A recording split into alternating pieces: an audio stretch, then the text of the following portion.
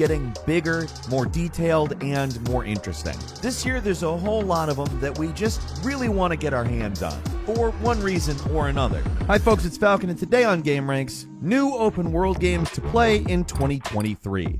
Starting off with number 25, it's Everywhere, and I'm not going to lie to you and tell you I know exactly what this game is. It's called Everywhere, it's an open world game. Leslie Benzies is the guy in charge, it's a new studio. The whole point, he says, is that this is supposed to be a less restrictive open world game. It looks kind of sci-fi, it looks really ambitious, and, I mean, we're talking about a guy who's been involved in some of the best open world games of all time, the GTA series, so obviously it's worth a shot. Everywhere is supposedly coming out next year. Well, not necessarily everywhere, but at least Microsoft Windows. And number 24 is Rise of the Ronin, a pretty interesting new title coming from Koei Tecmo, the developers of the Nioh series. It looks like a pretty different game from Nioh. It does not look like a Souls-like. In fact, it looks kind of like if Assassin's Creed was the Japanese equivalent of a cowboy game. It looks like there's going to be a lot of fun fighting. There's guns, there's swords that do things that swords can't actually do. Grappling hook swords? I don't know. It takes place in 1863 Japan, and just to be frank, that's a perfect setting for a game. The waning years of the Wild West have turned out to be a great setting for video games, and people don't realize that Japan had an equivalent. Rise of the Ronin is coming to PlayStation 5 sometime during the year. We don't have a date yet, but it looks like a good one. And number 23 is Atomic Heart. As you know, a USSR Bioshock, basically. Obviously, there's a lot more going than just that, but that's a pretty good way to sum it up. This game takes place in an absolutely beautiful alternate Soviet Union, where robotics have made these huge leaps, there's integration with biotics, and some kind of very intriguing plot that will no doubt involve a mystery and the nature of the machines. Atomic Heart is landing on the PlayStations, the Xboxes, and PC February 21st. At number 22 is Crimson Desert, which comes to us from Pearl Abyss, the developers of Black Desert Online. This was originally going to be a prequel to the famed online game, however, it is actually not. Development resulted in something they just considered completely different, and although it does run on the same engine, an upgraded one to be exact, Crimson Desert is going to set itself in medieval times. It is a fantasy game, and it is single player. Primarily. Allegedly, there's some multiplayer elements, but I don't know exactly what they are. It's been mostly billed as a single-player action RPG that doesn't have a set date yet, but is coming in 2023 to the PlayStations, the Xboxes, and PC. At number 21 is Skull and Bones, a game that has been in the works a long time. Originally came out of the naval battles of Assassin's Creed Black Flag, was going to be an MMO spin-off, and then just became its own thing. It's set in the Indian Ocean. It is open world, albeit much more ship-oriented, and involves what it's calling tactical action. I suspect it's going to play very much like the ship battles in Assassin's Creed Black Flag, except it's its own game. I love it. I've wanted it for a very long time, and I'm excited to play it. It's going to land on PS5, Xbox Series, and PC on March 9th. At number 20 is DokeV, an open-world creature collector and adventure game that looks to encroach upon Pokemon's area, and as far as performance, I'm guessing this game's going to look a lot better. The last two Pokemon games came out on the Switch. It's outdated hardware, doesn't run great. This is a really colorful, really unique looking take on a Monster Hunter / collector that's coming to PC with single and multiplayer options. It's coming to us from Pearl Abyss, the same people who made Black Desert Online. We already talked about them a moment ago. This looks like an interesting game. If it plays as good as it looks, it's definitely got something to it. I really like the visual style, and again, I'm just interested to see how it plays. We don't have a date, but like I said, DokeV is landing on Microsoft Windows sometime this year. At number 19 is Avowed, an RPG coming to us from Obsidian Entertainment. So Avowed basically seems like a first-person Skyrim-y type game taking place in the Pillars of Eternity world of Eora. Avowed has got a really cool look to it. Like I said, it does look kind of like a Skyrim-ish game, but also it doesn't look anything like Skyrim. It's got a very different color palette. Doesn't look like it's going for realism in particular. It really looks like an Obsidian game, and that makes me really excited. Avowed is coming to the Xbox Series and PC. Don't have a date yet, but sometime during the year.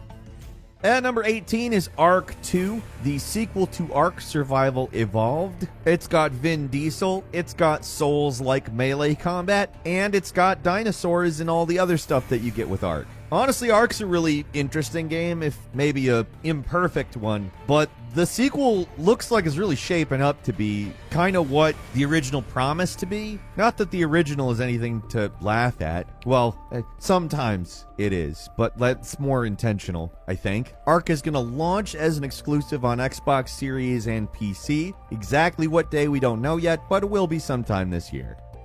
At number 17 is Season, A Letter to the Future, a game in which you ride around a really crazy, cel-shaded, beautiful cartoon, but also kind of breathtakingly realistic in certain ways, game where you document and record things going on in the world before the world ends, because apparently the world is ending. There's a cataclysm. I don't know if you can prevent it. I don't know if that's the point of the game. If you can't, I'm going to go ahead and say that it's going to be a pretty depressing game, despite how beautiful it is. Season, A Letter to the Future is coming out on PS4 and 5 on January 31st.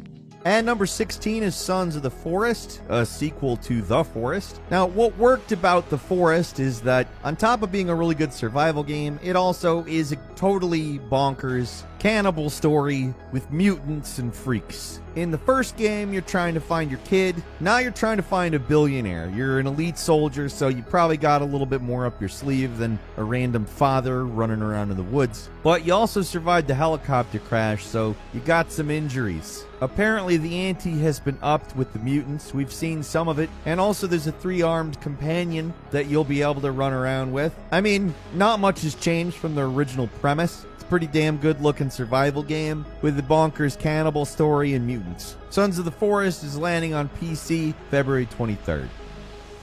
At number 15 is Assassin's Creed Mirage. What's being billed as a return to the series' roots, moving a little bit away from the role-playing stuff of recent Assassin's Creed games, and getting back into the more linear stealth storytelling of the original Assassin's Creed series. Still going to take place in an open world. I'm pretty excited for this. I don't have a problem with the new Assassin's Creed games at all, but I am kind of excited to have a game that's more like the originals. Assassin's Creed Mirage is coming to the PlayStations, the Xboxes, and PC sometime this year. And number 14 is Where Winds Meet, an open-world martial arts action RPG. It takes place near the beginning of the Northern Song Dynasty during the twilight of the Ten Kingdoms. You play as a swordsman. You make a lot of different choices, like safeguarding the Empire, fighting it, blah, blah, blah. It's a very pretty-looking game. It's apparently very open-ended. We don't have an exact date, but the game is PC exclusive as of now, and certainly looks very interesting. At number 13 is Tom Clancy's The Division Heartland, a spin-off title of The Division, obviously, set in the same universe, except set in the Pacific Northwest in a town called Silver Creek. This one's actually free to play, and its primary mode is a PvP with 45 different players, with another mode that's PvE with missions and objectives. It's got a cool look to it, and The Division's a pretty good looter shooter, but it's also free to play, so my hope is that that doesn't mess up what The Division does right. Tom Clancy's The Division Heartland comes to the PlayStations, the Xboxes, and PC sometime this year.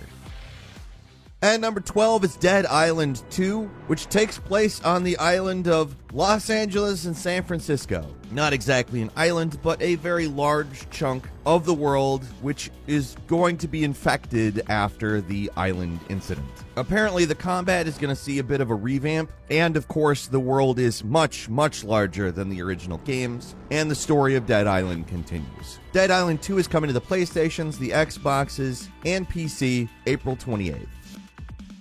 At number 11 is Stalker 2 Heart of Chernobyl, a very long-awaited full-on sequel to the Stalker series. The first Stalker game came out way back in 2007. The second game, Clear Sky, came out in 2008. Third game, Call of Pripyat, came out in 2009. And this game was announced at the same time. The developer GSC Game World actually had to disband at one point, and there has been a fair amount of scandal involving this game, but it is finally coming this year. Stalker is just a really unique game. If you go back to the originals, they certainly have their flaws, but there's also so many interesting systems at play at any given time that I'm just really interested to see Stalker in a next generation situation where everything works completely and all of the lessons of the first have been learned. Stalker 2 Heart of Chernobyl is coming to the Xbox Series and PC sometime this year. And number 10 is Forspoken. It's a game we've talked about actually quite a bit here. Its story is basically you're a woman from New York and you get transported to a magical fantasy land and want to get back. The real thing that's attracting people to this game, of course, is not the story. That is, something that could turn out very good and something that could turn out very bad depending on its execution. But the traversal in this open world game just looks like nothing else. It looks fantastic. There is a demo that has split people pretty intensely. There's a lot of people that absolutely love it, and then some people who really do not like it. And to me, that's always a signal that a game is going to be pretty interesting. There's a reason why a bunch of people love it, and also there's a reason why a bunch of people hate it. I obviously tend to wait for the full game to make big judgments, and Forspoken is landing on PS5 and PC on the 24th. And number 9 is Redfall, a new game from Arcane.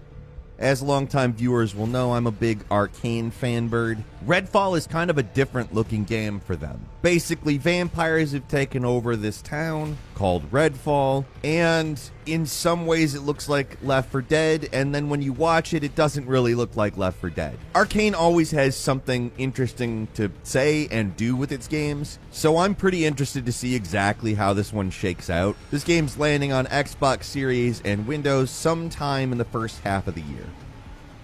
And number 8 is Hogwarts Legacy, a game where you hang out in Hogwarts and you know the world of wizarding and all that. You make a character and you go through the 5th year at Hogwarts in the 1890s. It's an action RPG in a big open world Hogwarts. Like, what more could a Harry Potter fan ask for? Besides, the game is coming to the PlayStations, the Xboxes, PC, and somehow Nintendo Switch on different dates throughout the year. Firstly on the next-gen stuff on February 10th, then last-gen April 4th, and Switch on July 25th.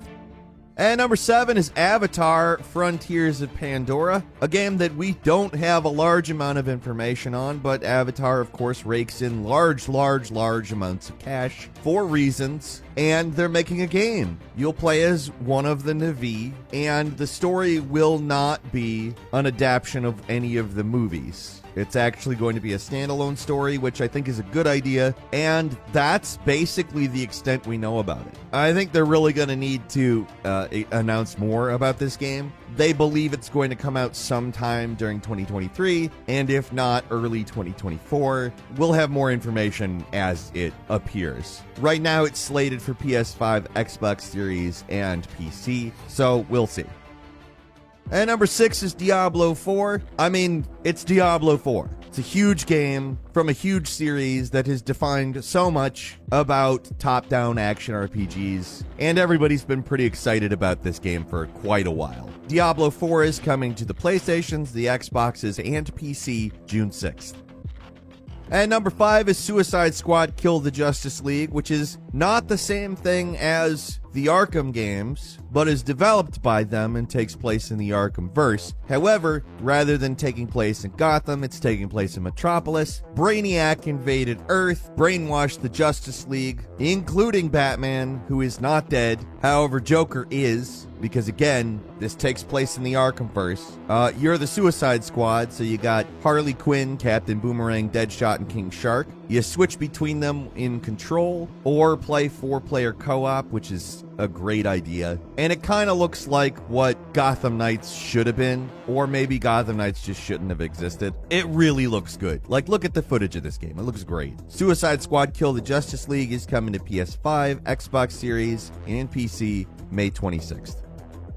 And number 4 is Star Wars Jedi Survivor, the sequel to Jedi Fallen Order, the Star Wars Souls-like that, of course, I think really did a great job of adapting that formula to a Star Wars story with the Jedi, etc. This one is set 5 years after Fallen Order, around the same time the Obi-Wan Kenobi series is set. As you might guess, being a Jedi is not exactly a safe prospect, particularly as time goes on, and I'm ready for more of this game. I'm very happy they decided to make a sequel to this. It's landing on PS5, Xbox Series, and PC March 17th. And number 3 is Marvel's Spider-Man 2, the sequel to both Spider-Man and Spider-Man Miles Morales. It'll be continuing the plot of these games and not using Miles Morales' new costume, thank God. I'm pretty excited to see where this game goes, because obviously there's some loose ends from both plots that I'm sure will get tied up, and Venom is making an appearance. So Spider-Man fans are kind of getting their money's worth, I think, out of Spider-Man 2. It's basically what we really want. It is going to be landing on the PS5 sometime in the fall of 2023. And number 2 is a heavy hitter. Legend of Zelda Tears of the Kingdom is, of course, coming out this year. And, of course, I'm expecting that this is going to generate a very large amount of discussion. It looks beautiful, obviously, and continues the story of the first Breath of the Wild. It's probably the highest profile Zelda sequel to just retain the previous game and everything that happened, all of its events, etc., etc. There are a lot of unanswered questions about this game, but that's part of the fun, is it not? Legend of Zelda Tears of the Kingdom is coming out May 12th on the Nintendo Switch.